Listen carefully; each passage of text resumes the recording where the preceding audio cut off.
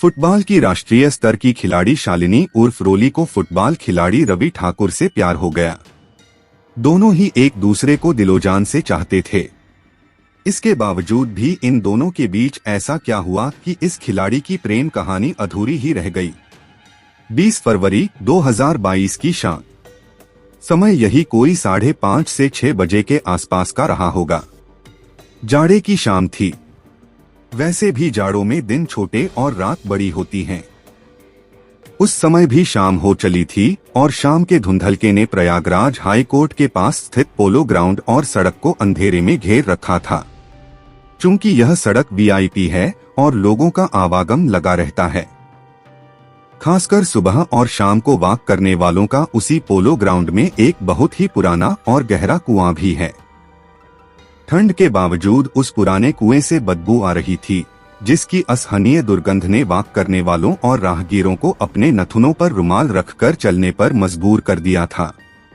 किसी अनहोनी की आशंका के मद्देनजर कुछ लोगों ने पोलो ग्राउंड का चक्कर लगाया कि आखिर माजरा क्या है। चूंकि आर्मी एरिया में स्थित पोलो ग्राउंड बहुत बड़े दायरे में फैला हुआ है, इसलिए बदबू कहां से आ रही है, यह जानने के लिए लोग सबसे पहले कुएं के पास गए। कुआं मुख्य सड़क से सिर्फ 10 कदम की दूरी पर था। सबसे पहले कुएं के पास ही लोग भाग गए। जैसे जैसे लोग कुएं के पास बढ़ते गए, बदबू उतनी ही तेजी से उनके नथुनों में घुस रही थी। शक होने पर वहां मौजूद एक वकील साहब ने फौरन 112 नंबर व संबंधित थाना सिविल लाइंस को सूचना दी कि कुएं से लगातार असहनीय दुर्गंध उठ रही है। जरूर उसमें किसी की लाश हो सकती है।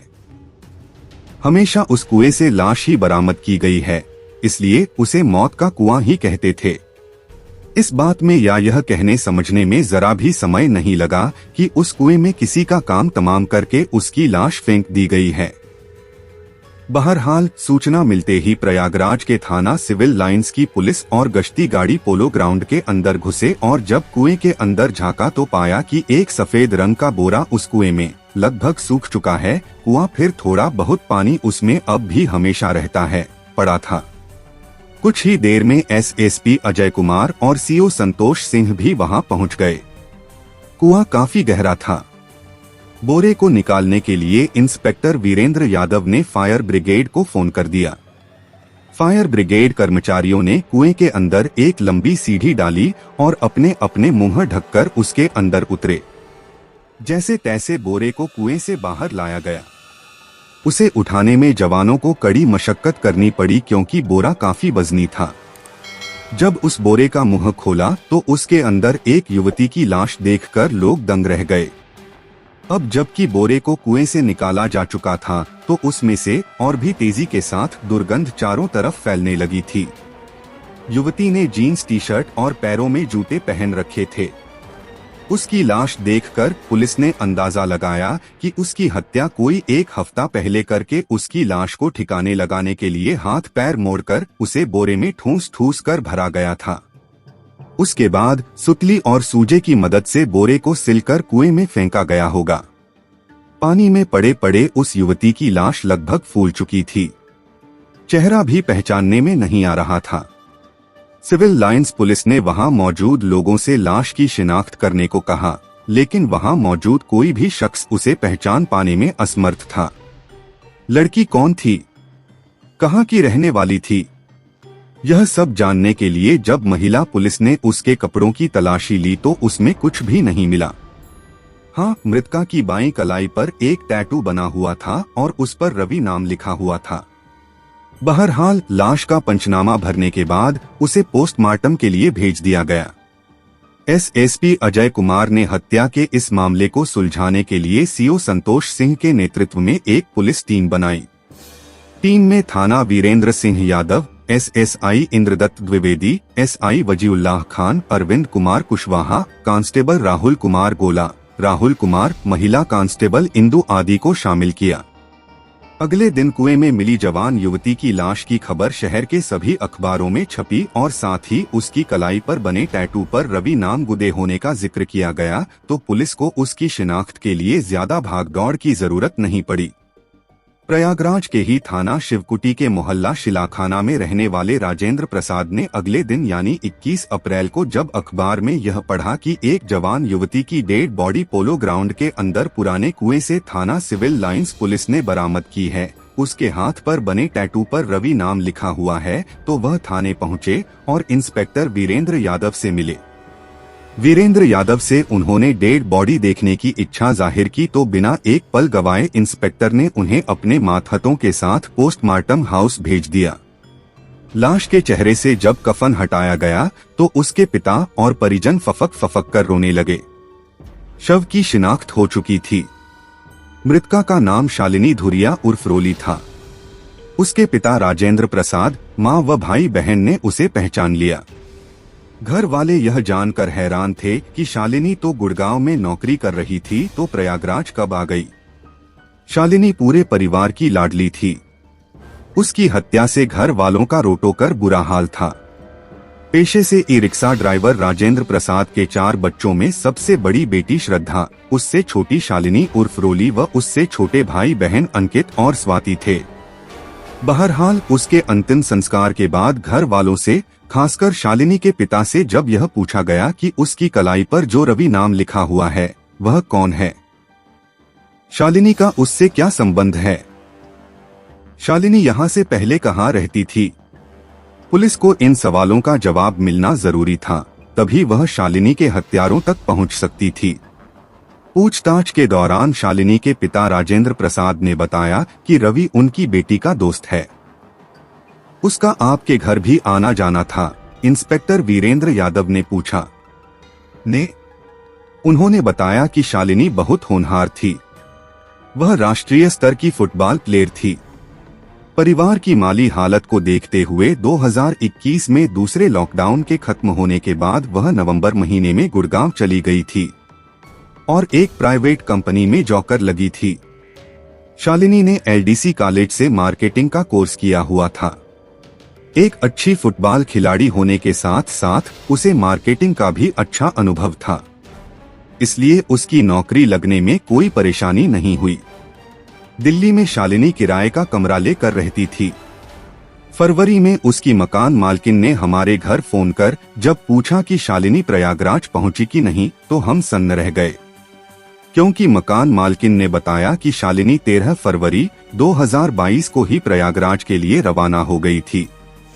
जब हम लोगों ने यह सुना तो आश्चर्यचकित रह गए, क्योंकि शालिनी ने कुछ ही दिनों पहले फोन करके हमें बताया था कि वह अभी नहीं आ पाएगी, अभी उसे छुट्टी नहीं मिल रही है, होली के अवसर पर वह प्रयागराज आएगी। मकान मालकिन के अनुसार उसे अब तक दिल्ली वापस आ जाना चाहिए था, तभी से हम लोग परेशान थे। इसके बाद उसके मोबाइल पर कई बार कॉल की, लेकिन हर बार उसका मोबाइल स्विच्ड ऑफ मिला।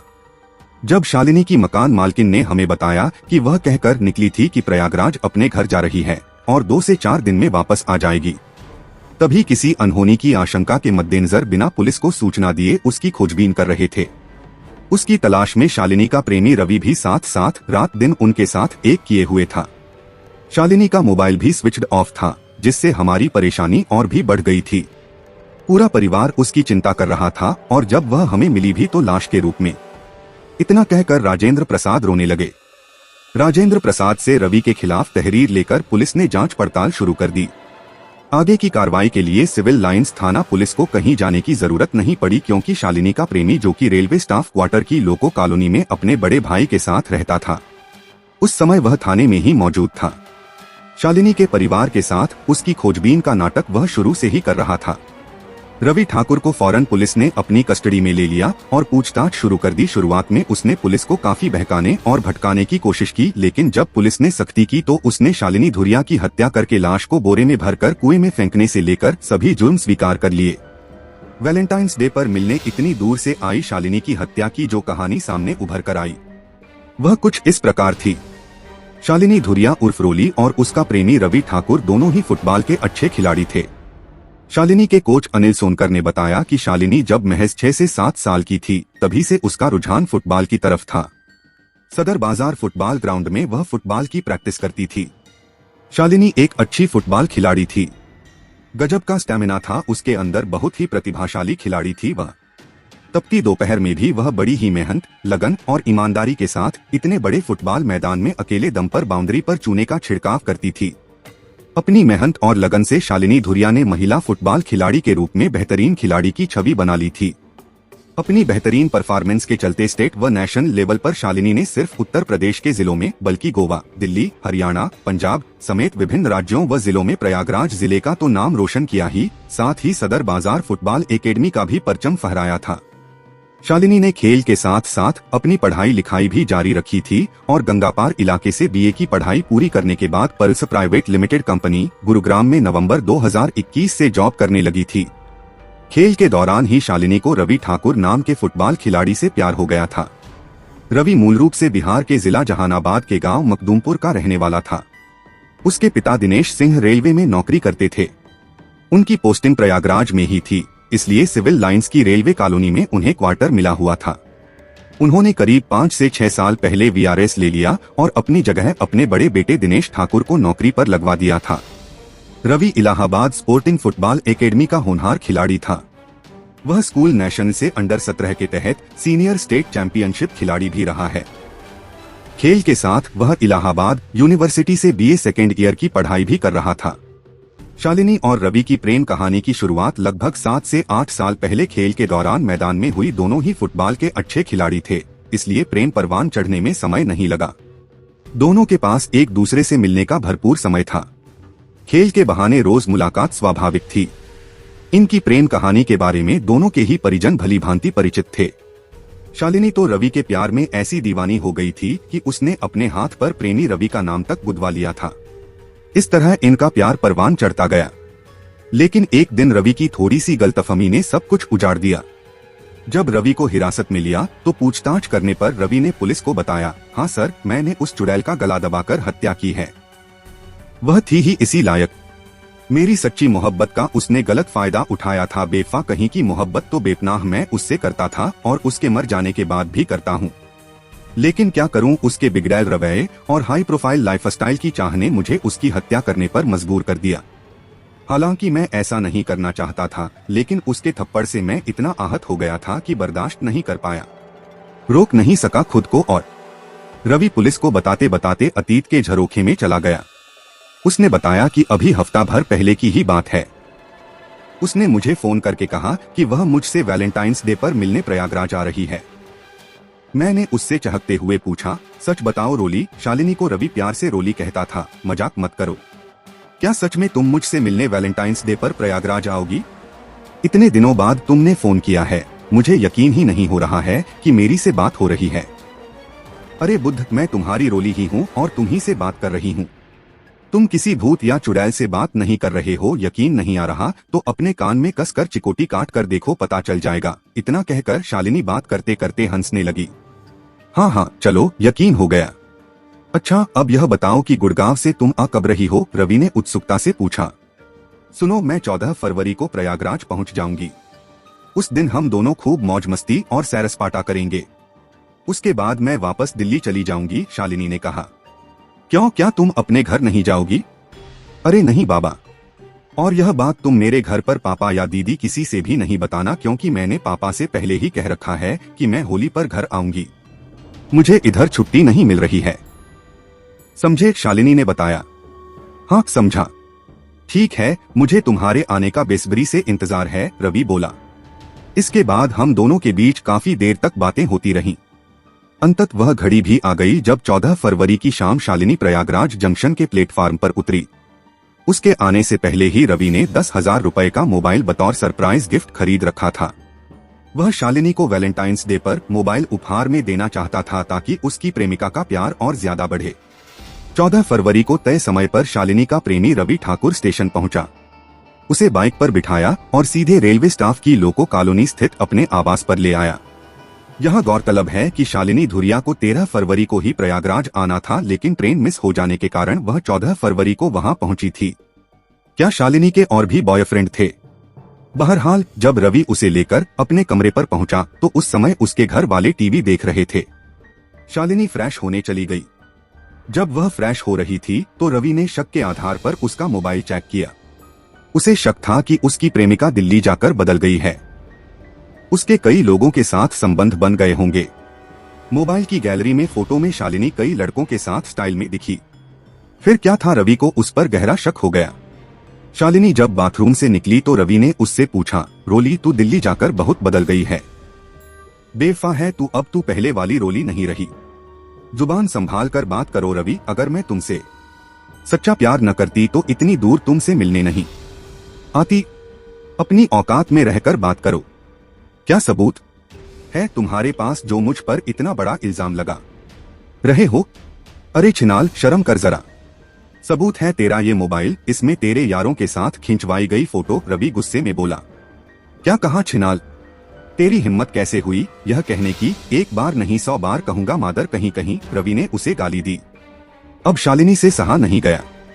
उसने एक जोरदार थप्पड़ रवि के गाल पर जड़ दिया। रवि तिलमिला उठा, गुस्से में गाली देते हुए बोला, तेरी माँ की साली, तेरी इतनी हिम्मत की मुझे थप्पड़ मारा। शालिनी भी आपे से बाहर थी। और नहीं तो क्या तेरी पूजा करूं? तूने मुझे समझ क्या रखा है अपनी रखैल? साले, अपने भाई के टुकड़ों पर पलने वाला मुझ पर इल्जाम लगाता है। मैं इतनी बड़ी कंपनी में काम कर रही हूँ, मेरा सभी के साथ उठना बैठना, खाना पीना, घूमना फिरना है, तो सब क्या मेरे यार हो गए? मैं पागल हूँ जो इतनी दूर तुझसे मिलने यहाँ आई। पता नहीं किस किस को बयाना दे रखा होगा तूने। कौन जाने क्या खेल खेल रही है मेरे साथ फुटबॉल की तरह। रवि का इतना कहना था कि शालिनी ने फिर उसे झन्नाटेदार तमाचा जड़ दिया। फिर क्या था, दोनों के बीच ठेठ इलाहाबादी बोली में गाली गलौज और मारपीट होने लगी। मादर डॉट, बहुत हाथ उठने लगे हैं तेरे, तू ऐसे नहीं मानेगी, कहकर रवि ने जोर से शालिनी की गर्दन पकड़ ली। शालिनी गर्दन छुड़ाने के लिए तड़पने लगी, लेकिन अब रवि के ऊपर शैतान सवार हो चुका था। थोड़ी देर में शालिनी के प्राण पखेरु उड़ चुके थे। गला घोटे जाने से उसकी जीभ और आंखें दोनों बाहर आ गई थीं। रवि ठाकुर को जब होश आया तब तक काफी देर हो चुकी थी। अब उसे लाश ठिकाने लगानी थी। उसने अकेले ही शालिनी के शव को बोरे में भरा, सूजे और सुतली से बोरे का मुंह सिला और अकेले ही रात के 9 बजे उसकी डेड बॉडी बाइक पर रखकर पोलो ग्राउंड वाले पुराने कुएं में फेंक आया। सब कुछ अकेले ही कर डाला उसने और किसी को पता तक नहीं चला। सेना की गश्ती गाड़ी, क्यूआरटी और हाई कोर्ट पर हमेशा चेकिंग में लगे रहने वाले पुलिस के जवान सभी नदारद रहे उस समय। न शालिनी की लड़ाई झगड़े के दौरान किसी ने चीखें सुनी, जबकि पीछे वाले कमरे में रवि के घर वाले मौजूद थे। उन्हें भी इसकी जरा भी भनक नहीं लगी। सवाल बहुत हैं मगर कोई फायदा नहीं। इंस्पेक्टर वीरेंद्र कुमार यादव ने रवि की निशानदेही पर हत्या में प्रयुक्त मोबाइल और आला कत्ल बरामद कर न्यायालय में पेश कर जेल भेज दिया।